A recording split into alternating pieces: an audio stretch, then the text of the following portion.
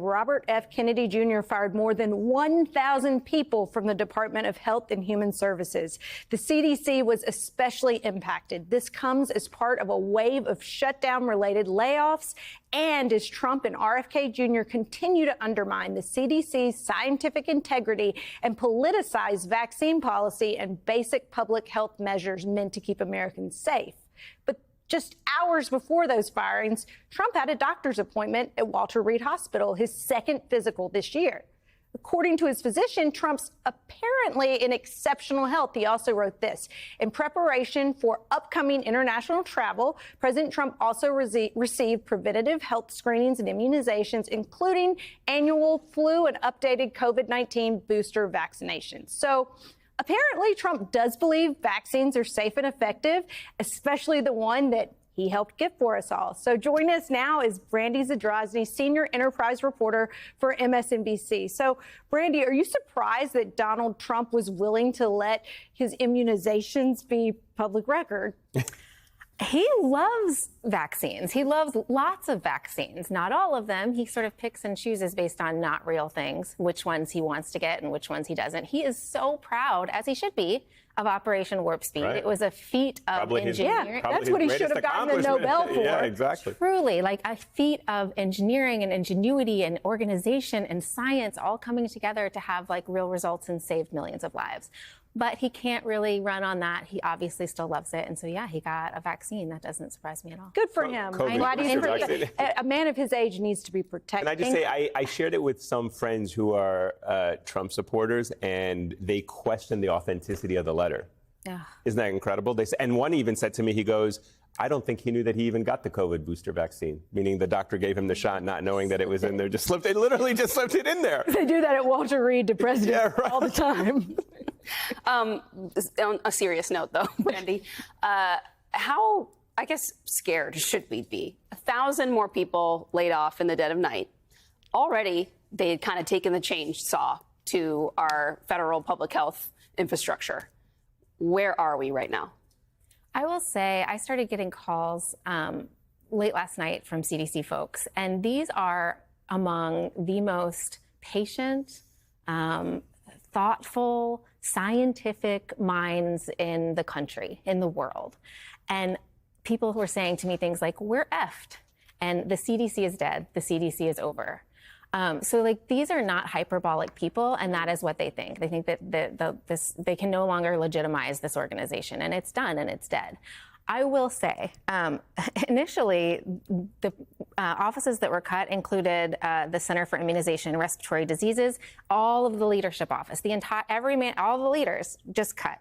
The Global Health Center also abolished. People working on Ebola in Africa, people working on measles in this country, which is still spreading, which kids in South Carolina and Minnesota are quarantined because it is spreading everywhere. They were let go. The MMR, the morbidity and the CDC's journal was, everybody was let go. These like wide sweeping cuts. However, literally just 5 minutes ago, I got a call from an HHS official that said, oops, we didn't actually mean to do that.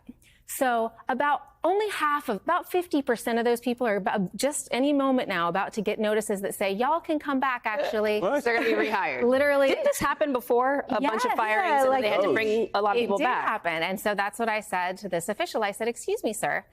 So what you're telling me seems to suggest that this is the most chaotic Health and Human Services Administration, and no one at CDC can be sure if their job is safe or if it's not. Allegedly, he told me it was because of an administrative coding error in Human Resources, a group that they also slashed in these cuts.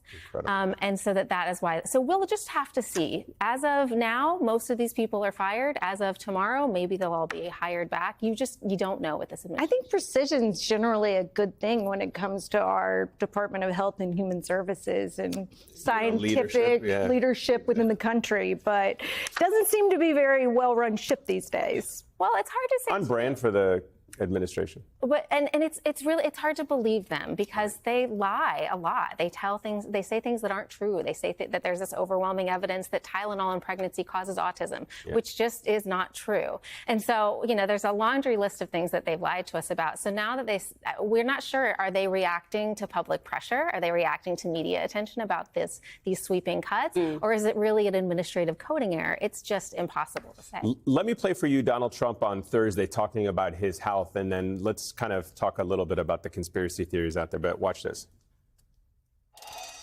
I think I'm in great shape, but I'll let you know. But I have no difficulty thus far. Is there wood around here? I'll knock on. No difficulty. And one of the doctors said he's almost never seen a perfect score. I had a perfect score. I got the highest score, and that made me feel good.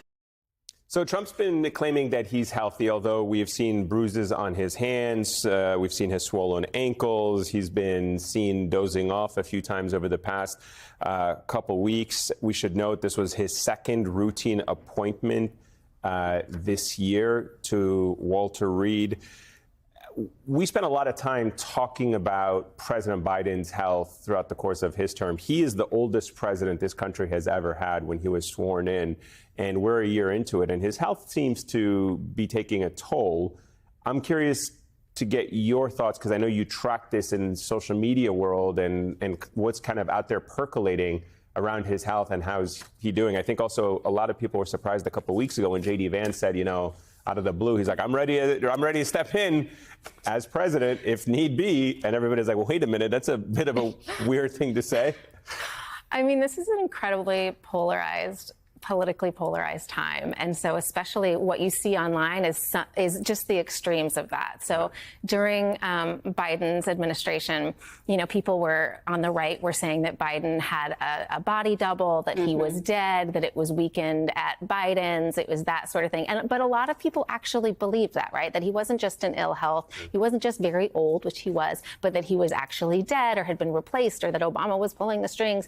Now, I think you have, those things are true that you said, right? But we have to look at it and say, listen, the man seems to be doing a lot of events. He seems pretty chipper in terms of age to me. And all we know is, but what we do know is that the people on the left, or just people who don't like Donald Trump, are taking all these things and red stringing them and saying that this means he's unwell. I think we just don't know. But people. Okay, well, let me add, fair enough. But do you believe that the stuff that is being put out by the administration? Because the White House claims that guy is 6'4" and 234 pounds. And I can tell you, he does not look like Patrick Mahomes, because those are Patrick Mahomes numbers. And Donald Trump does not look like a starting quarterback for a Super Bowl winning team. Skeptical, not cynical for me, always. But I think that, what we do know for a fact is that Donald Trump lies. Right. He lies like he breathes. And that has been central to his campaigns and his presidency. And so why would he not lie about his health? Can I ask one really super quick lightning round question? Yeah. What are the hottest conspiracies on the right now? Like one on the right and one on the left. What's really dominating and driving the conversation in those spheres? Well, honestly, why not do both? And I think that the central conspiracy theory right now that is being really brought up and held up by the right and the left are still conspiracy theories swirling around the murder of Charlie Kirk. People do not believe that this man, Tyler Robinson, who's currently awaiting, the court process, they do not believe that he did it. They believe that Kash Patel and the FBI has, spun up these fake charges. Some people think that Israel ordered a hit. Some people think, X, Y, and Z. It's sort of a choose your own adventure. But that is still the prevailing narrative right now. So tragic. Brandy Zadrozny, thank you so much. Great to see you as always.